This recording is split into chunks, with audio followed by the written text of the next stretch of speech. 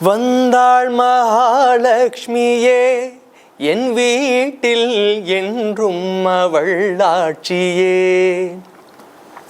அடியேனின் குடிவாழ தனம் வாழ குடித்தனம் புக வந்தாள் மகாலட்சுமியே என் வீட்டில் என்றும் அவள் ஆட்சியே.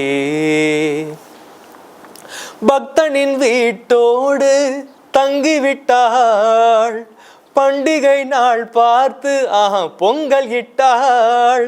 தெய்வீகமே பெண்ணானதோ நான் காணவே ஏன் வந்ததோ. மங்களம் பொங்கிடும் மந்திர புன்னகை இதழில் படிய இனிமை விளைய வந்தாள் மகாலட்சுமியே என் வீட்டில் என்றும் அவள் ஆட்சியே.